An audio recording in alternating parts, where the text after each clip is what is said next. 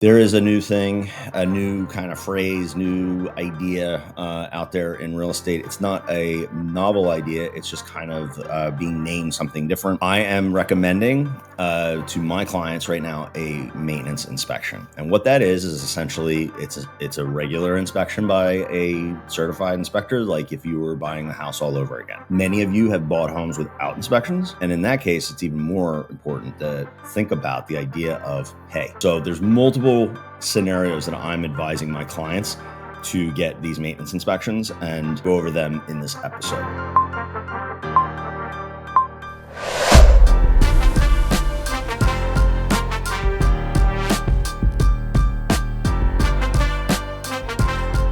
Hey everyone, welcome back to a new episode of Moving Sucks. I am solo once again this week. Jen is in and out of town, and I'm doing the heavy lifting for the both of us. So Jen should be back sometime in September, but for now, I am having a lot of fun trying to go through some of my pet project topics that Jen doesn't want to talk about. I get to talk about with you right now. So there is a new thing, a new kind of phrase, new idea out there in real estate. It's not a novel idea. It's just kind of being named something different. And that is what's called a maintenance inspection. So you buy a car, the state requires that you do an inspection every year. That's just largely for environmental and safety and that type of thing. The American homeowner, though, does not understand that as long as there are wind, bugs, water, and gravity, your house is a deteriorating asset, not a depreciating asset, a deteriorating asset. Meaning that if you just left your house, let's say all humans left Earth and they went to another planet and they left all this infrastructure, eventually those four things would ground your house into dust. So, not to be dramatic, but if there is an amount of time that goes by, 1, 2, 10, 20 years before you actually look at your house and inspect it, there are going to be things that are going to go wrong. There are going to be deteriorations. Your roof will leak. You'll have water slowly seep in. Bugs might come in. Windstorm might come in and damage your roof. You have no idea.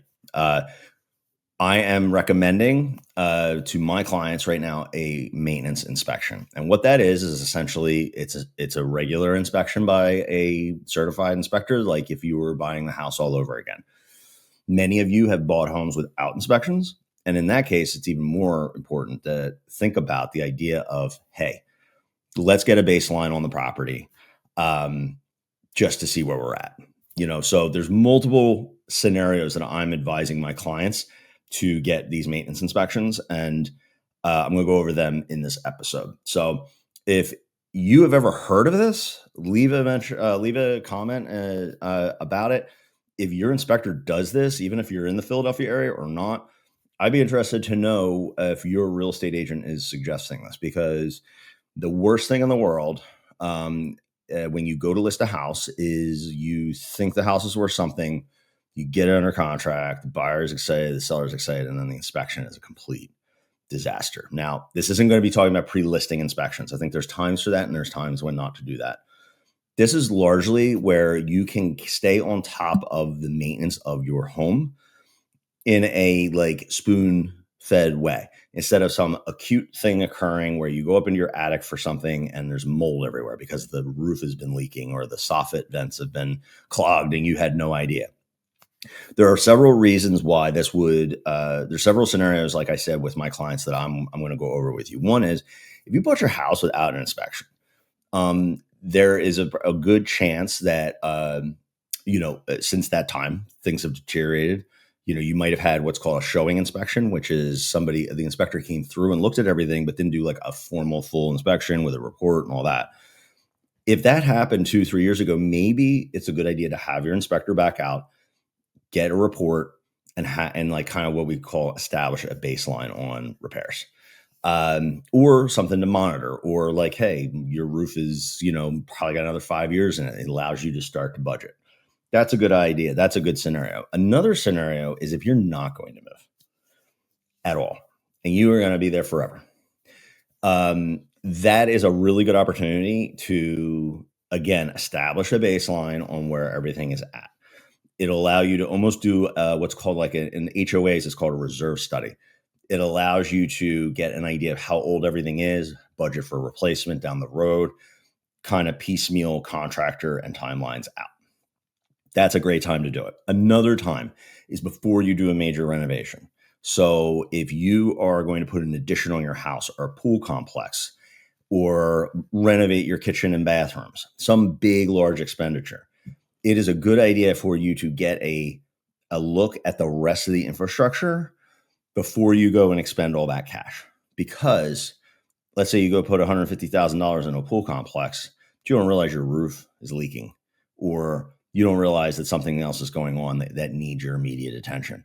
So you just spent $150,000, and now you have to go back and do regular like maintenance, upkeep type things. So again, I know I said this multiple times in this episode already, but establishing kind of that baseline of where everything is, your infrastructure. And the nice thing about an inspection report is that you just slide that across the table to your contractor and you say, I want to do A, B, E, F, L, and M, in terms of a list. We're going to monitor these things.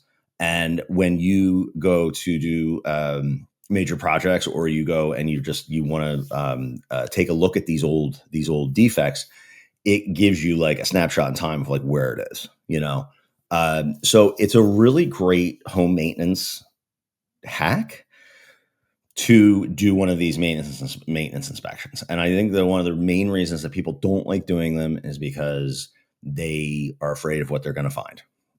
People don't like finding problems with their house. There's a problem with like people's ego. Like, hey, honey, like you convinced me to buy this house without inspection. Now there's this major problem. Like, I get it. There are times when an inspection will show nothing. The house is largely in good shape. And that's good information to have based on, comparatively to the cost of an inspection, which depending on the size of the house, probably about $500, $600, depending on how many inspections you get. These pieces of equipment and infrastructure and houses and structures will deteriorate over time. It is a guarantee. It is one of those rules. That is how it works. So if you are a proactive person and you want to get out ahead of things, this is a great way to do it. And most people don't think of it. People think of an inspector as like, okay, well, I'm not like under contract on my house. I'm not buying a house. Why the hell would I call an inspector? An inspector would very, very gladly come out and really appreciate the idea of you trying to get out ahead of these repairs. The other aspect of this, and it was, it goes back to my previous episode, is the home equity line of credit. If you're worried about not having money to do these types of things, you can pull out a home equity line of credit and you can use that equity as a kind of like a piggy bank. So you don't have these abrupt drains of cash. Like if your HVAC like stops working in the middle of the summer, you'd have that home equity line of credit as like an emergency. If you have the cash on hand, great. And we're not treating our house like a piggy bank, but it is a great way to access your equity and use that to kind of maintain the property. Especially if you're a little concerned about the economy, or you're a little concerned about your job or whatever, keeping more cash on hand, liquidity. And I'm not a financial planner. This is not financial advice, but you can use your house and maintain it that way. So I hope you guys find that helpful. If you guys have any questions about a maintenance inspection, in my experience, I have a house outside of Philadelphia. It's 3,000 square feet. And my inspector came by a few weeks ago. We inspected in 2019 when we purchased, but I put an addition on. I had him check all the work for my contractor, got in my crawl space, got in my attic, which I live in a ranch. So it's like, I've been in my attic since the day I bought the house.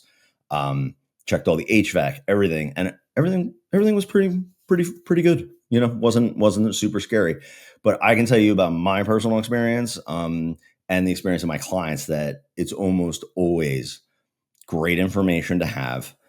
It's very manageable usually. Keep in mind, anything that is really, really wrong, it would present itself before you ever call an inspector. Like a massively leaking roof and a whole roof needing to be replaced usually will present itself before you have to have an inspector in.